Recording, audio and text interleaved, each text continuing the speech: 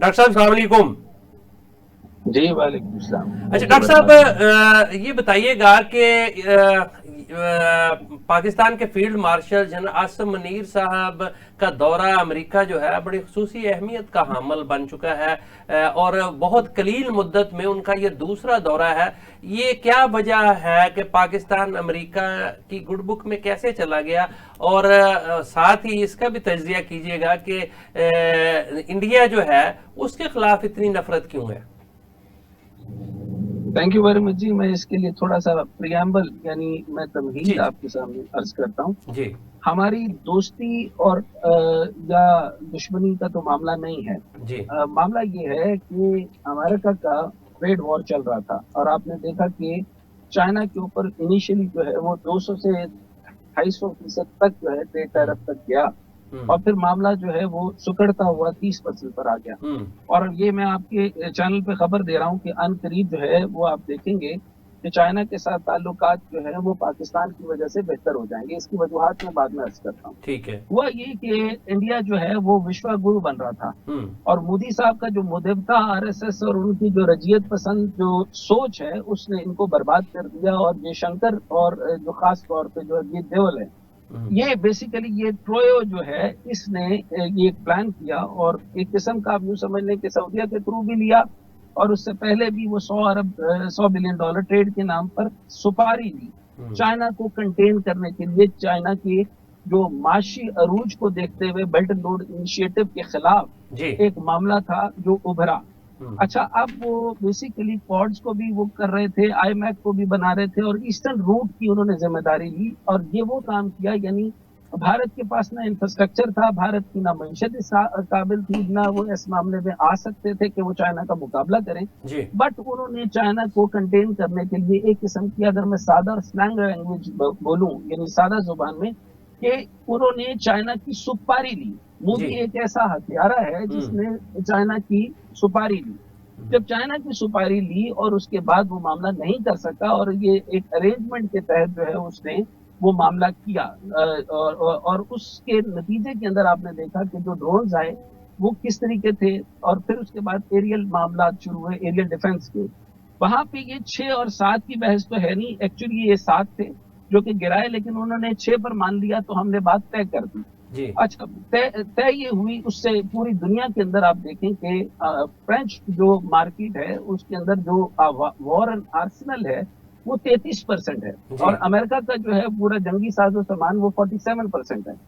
China की technology ने उसको रिडंडेंट कर दिया। यानी defence system, aerial defence system में आपको बता दूं कि पाकिस्तान ने क्या कमाल किया कि पीएफ ने ये डिसीजन बहुत पहले ले लिया था और लेनोवो बेस का जो चाइना का है जी। उसके साथ इन्होंने बेदू नेविगेशन सिस्टम लिया।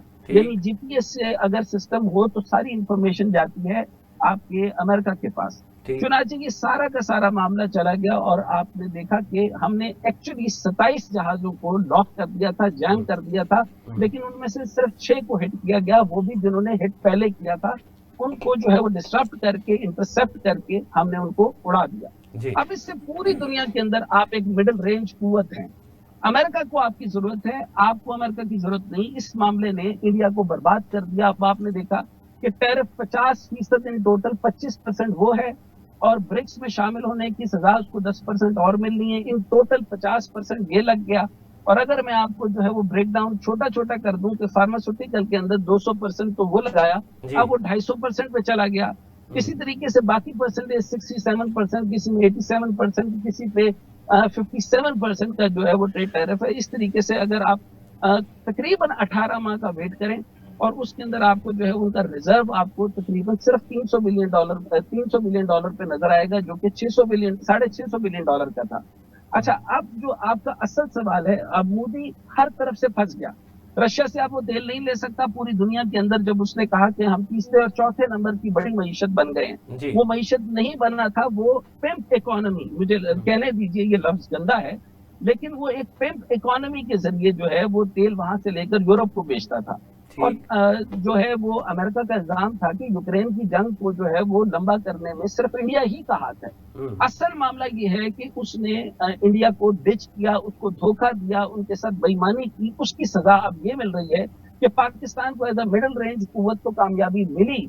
अब मामला ये है कि इंडिया के बुरे दिन आ चुके हैं। अब वो जितनी वजीयत पसंदी कर रहे हैं, वो विश्व गुरु जो है उसको फैंटा लगाने के लिए पाकिस्तान को सिलेक्ट कर लिया गया है। इसलिए आप ये देखिए कि वो मजीद वॉयलेंट हो गए। जयशंकर वहां पे तकरीर कर रहे हैं, इमरान खान वो उसके अमेरिका के खिलाफ कर रहे हैं और मुसलसल एविडेंस दे रहे हैं कि अमेरिका की ताकत नहीं है, डिटोरिएटिंग कुव्वत है। वो सारे के सारे जो है वो मिलकर वो काम कर रहे हैं। यही काम कांग्रेस ने भी किया, जिसके अंदर जो है वो शशि थरूर जो है वो मुसलसल यही एविडेंस देते रहे कि ये जनाब जो है वो हमसे ये काम ले रहे हैं। यानी जो पाकिस्तान से इस जमाने में ड्रोन के मामलात में वो डू मोर का मामला था, इंडिया ने तो अपने आप को डिकपल नहीं किया। टेक्नोलॉजी आज तक जीपीएस के ऊपर है, उनका सारा बिजनेस भी गूगल बेस्ड था, जीपीएस बेस्ड था। चाइना पाकिस्तान ने ये काम किया कि अब वो तब्दीली किया इसी तरीके से सबमरीन्स के अंदर और एरियल डिफेंस के अंदर तो किया ही किया। अब वो ओशन डिफेंस में भी यानी समंदरी सतह के ऊपर भी तमाम रास्तों को पाकिस्तान ने मजबूत कर लिया। अब मैं आपके सामने एक चीज अर्ज करता हूं, जो इस दफा उन्होंने निहायत ही बेहंगाम हरकत की। इसके ऊपर मैं एक सियासी तौर पे आपको बताऊं कि जो उनके एयर चीफ हैं वो सिख हैं और वहां पे खालिस्तान मूवमेंट का इस वक्त जोर हो चुका है और बहुत सारी टूटने की तहरीकें यानी इंडिया को जो है वो मुख्तलिफ खित्तों में टूटने की तहरीकें चल चुकी हैं। माओ नवाज मूवमेंट भी चल रही है और आप इसको स्ट्रिक्टली वॉच करें तो वो इंडिया के अंदर सिखों की तरफ से एक बहुत सख्त किस्म का जो है वो रिएक्शन आ रहा है। इसी तरीके से वहां पे मुसलमानों को काटा जाता है, इसी तरीके से बाकी मामलात हो रहे हैं। तो इंडिया की इंटरनल सिचुएशन भी ठीक नहीं है और ये हिंदुत्वता है।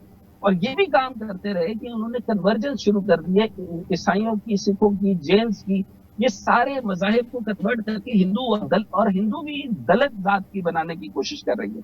चुनाचे भारत के जो army chief general Upendra Dwivedi ने पाकिस्तान को एक बार फिर जंग की धमकी दी, जिसके खिलाफ में DGI-SPR ने जो है वो जवाब दिया कि इस दफा आप तुमको हम मशरिक से जवाब देंगे। मशरिक से समझने का मकसद ये है कि सिलीगुड़ी है और वहां पर जो चिकन नेक है, ये बहुत इंपॉर्टेंट है। सेवन सिस्टर और उसके साथ सिक्किम है।